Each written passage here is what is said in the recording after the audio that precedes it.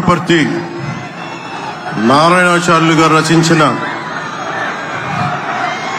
శివతాండవ కావ్యం పుట్టిన నేల, రచించిన నేల, తెలుగు భాష విలువను పెంచిన నేల, ఆడినమ్మ శివుడు పాడినమ్మ భవుడు అని శివతాండవాన్ని వినిపించిన నేల. ఈ నేల ఒక పుట్టపర్తి నారాయణాచార్యులు, కవి బళ్ళారి రాఘవ గారు లాంటి నాటకరంగ రచయిత, నటుడు, విధాన్ విశ్వం లాంటి మహానుభావులు, గజ్జల మల్లారెడ్డి గారు లాంటి కవులు, ఇలాంటి వాళ్ళందరూ పుట్టిన నేల. ప్రతి రాయలసీమ కవులు కళాకారులు అనేది ఋతువులు ఎన్నైనా మా రాళ్లసీమకి ఒకటే ఋతువు, కరువు ఋతువు. కాలాలు ఎన్నైనా మా రాయలసీమకి ఒకటే కాలం, ఎండాకాలం. దాన్ని మనం రూపుమాపే ప్రయత్నం చిత్తశుద్ధితో చేస్తోంది. పరిశ్రమలు, ఉద్యాన పంటలు, సాగునీటి ప్రాజెక్టులు మొదలైనవి చేపట్టి రాయలసీమని రతనాల సీమగా మార్చే దిశలోనే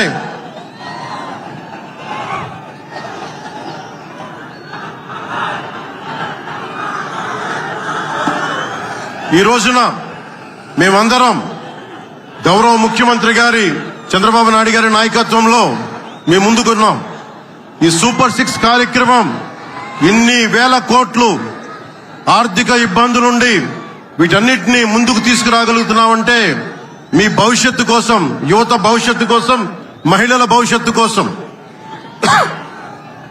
ప్రతి ఆంధ్రప్రదేశ్ లో ఉన్న ప్రతి ఒక్కరూ బాగుండాలి, మీరు ఆనందంగా ఉండాలి. మీరే అన్నారు, ఆ రోజు మేము అడిగాం, రాష్ట్రం బాగుండాలి, యద్భావం తద్భవతి. మీరు ఎలా ఆలోచించారో మేమందరం కలిసికట్టుగా పార్టీలు వేరైనప్పటికీ రాష్ట్ర హితువు, రాష్ట్ర శ్రేయస్సును దృష్టిలో పెట్టుకొని ఈ రోజున మీ ముందుకొచ్చి ఇంత ఘన విజయంగా, ఇంత దిగ్విజయంతో ఈ సూపర్ 6 కార్యక్రమాన్ని మీ ముందుకు తీసుకొచ్చాం. దీని సూపర్ 6 కార్యక్రమానికి సంబంధించి భవిష్యత్తు రాయలసీమ వెనుకబాటుతనం గురించి, దానికి నీటి సౌకర్యాల గురించి, పారిశ్రామిక గురించి గౌరవ ముఖ్యమంత్రి గారు మాట్లాడతారు. నేను చెప్పదలుచుకున్నది ఒకటి, ఆరోగ్య బీమా పథకం సాకారం కాబోతుంది. ఒక్కొక్క పథకం ద్వారా ఒక్కొక్క కుటుంబానికి 25 లక్షల ఆరోగ్య బీమా వర్తిస్తుంది. అలాగే పర్యాటక రంగంలో కూడా మనకి దాదాపు 10,000 పైచులకు పెట్టుబడులు ఆకర్షిస్తున్నాం. అలాగే పంచాయతీ రాజ్ శాఖలో కూడా పల్లె పండుగ ద్వారా 13,300 గ్రామ పంచాయతీలని గ్రామ సభ నిర్వహించి రికార్డు చేసి 2,007 కిలోమీటర్ల బీటీ రోడ్లు, 4,000 కిలోమీటర్ల సిసి రోడ్లు చేయగలిగాం. 1,55,000 నీటి కుంటలు నిర్మించి 1 TMC నీటిని వర్షాకాలం నిల్వ చేయగలిగాం. అలాగే మూగజీవాల దాహార్తి తీర్చేందుకు 15,000కు పైగా నీటి తొట్లు నిర్మించాం. 22,518 మినీ గోకులాలు చేశాం. అడవి తల్లి బాట కార్యక్రమం గౌరవ ప్రధానమంత్రి శ్రీ నరేంద్ర మోదీ గారి సహకారంతో, ముఖ్యమంత్రి శ్రీ నారా చంద్రబాబు నాయుడు గారి నాయకత్వంలో కూటమి ప్రభుత్వం 1,005 కోట్లతో ప్రధానమంత్రి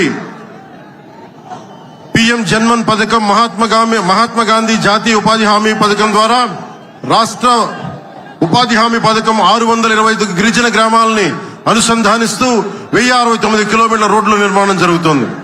గర్భిణీ స్త్రీలకి డోలీ మోతల నుంచి విముక్తి కలిగించాల లక్ష్యంతో ముందుకెళ్తున్నాం. 7,910 కోట్లతోటి జల్ జీవన్ మిషన్ కి ప్రాజెక్టులు చేపట్టాం. అటవీ విస్తారాన్ని పెంచే లక్ష్యంలో 1 కోటి మొక్కల నాటే కార్యక్రమానికి శ్రీకారం చుట్టాం. కర్ణాటక ప్రభుత్వానికి నుంచి సహకారంతో 4 కుంకి ఏనుగులను తీసుకొచ్చాం. అలాగే శాంతి భద్రతల పరిరక్షణ వ్యవహారంలో భేదాలు చూడకుండా ముందుకు వెళ్తామని శాసనసభ సాక్షిగా గౌరవ ముఖ్యమంత్రి శ్రీ నారా చంద్రబాబు నాయుడు గారు స్పష్టం చేశాం. నేను అదే మాట చెప్పాను, ఆ మాట కట్టుబడే ముందుకు వెళ్తున్నాం. శాంతి భద్రతలు ఎలాంటి ఆటంకం కలగకుండా ఉన్నప్పుడే రాష్ట్రంలో పెట్టుబడులు, పరిశ్రమలు వచ్చి యువతకి ఉపాధి, ఉద్యోగ అవకాశాలు లభిస్తాయి. ముఖ్యంగా మన రాయలసీమ యువతకి మీరు ఉపాధి అవకాశాలకు వేరే రాష్ట్రాలకు వెళ్లకుండా మన అనంతపురంలో, మన కర్నూలు, మన కడప, మన చిత్తూరు జిల్లాల్లో మొత్తం ఉపాధి అవకాశం పక్క రాష్ట్రాల నుంచి మనకు వచ్చేలాగా పారిశ్రామికరణ జరగాల దిశగా గౌరవ ముఖ్యమంత్రి నారా చంద్రబాబు నాయుడు గారు ఆధ్వర్యంలో ఆయన నాయకత్వంలో ముందుకు తీసుకెళ్తున్నాం. కూటమి ప్రభుత్వం ప్రతి అడుగులోనూ త్రికరణ శుద్ధితో పనిచేస్తుంది. గౌరవ ప్రధానమంత్రి శ్రీ నరేంద్ర మోదీ గారి వికసిత్ భారత్ విజన్ దిశగా గౌరవ ముఖ్యమంత్రి శ్రీ నారా చంద్రబాబు నాయుడు గారి నాయకత్వంలోని కూటమి ప్రభుత్వం ముందుకు సాగుతూ 2047 నాటికి ఆంధ్రప్రదేశ్ ని దేశంలో నెంబర్ 1 రాష్ట్రంగా తీర్చిదిద్దుతామని మీ అందరికీ తెలియజేసుకుంటూ జై భారత్, జై హింద్.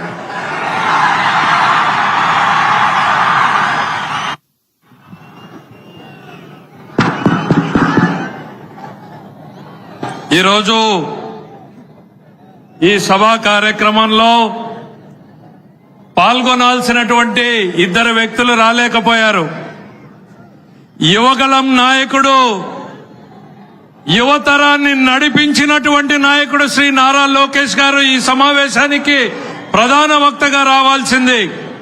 అయితే నేపాల్లో చిక్కుకుపోయినటువంటి తెలుగు వాళ్ళని కాపాడడం కోసం గౌరవ ముఖ్యమంత్రి గారి ఆదేశాలతో ఆయన అమరావతిలోనే ఉండి ఆ కార్యక్రమాన్ని పర్యవేక్షించడం వల్ల రాలేకపోయారు. మరో వ్యక్తి మన అఖండ బాలయ్య గారు రావాల్సింది. ఆయన అనారోగ్యంతో ఆయన ఆగిపోవాల్సినటువంటి పరిస్థితులు వచ్చినాయి. చివరిగా బాబు దయచేసి మీరు 10 మంది కలిసి సమావేశాన్ని డిస్టర్బ్ చేయొద్దు. మీరంతా మన కూటమి సభ్యులు. ఈ సభ మనది, విజయవంతం కావాలి. దయచేసి ఆ జెండాలన్నీ దించండి ప్లీజ్. అంతా మనందరం కలిసి పనిచేసాం కదా, ప్లీజ్ దయచేసి దాన్ని దించండి. మేము హుషారుని అర్థం చేసుకోగలం. దయచేసి పెద్దలు ముఖ్యమంత్రి గారు మాట్లాడబోతున్నారు, శ్రద్ధగా వినాలి కదా.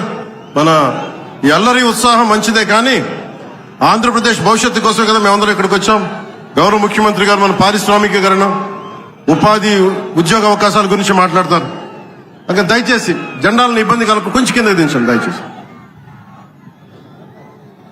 రాయలసీమ శతాబ్దాల కరువుకు శాశ్వత చిరునామాగా ఉన్న రోజుల్లో ముఠా కక్షలకు, పెత్తందారి పోకడలకు నిలయంగా అడుగడుగునా వెనుకబాటుతనం ప్రతి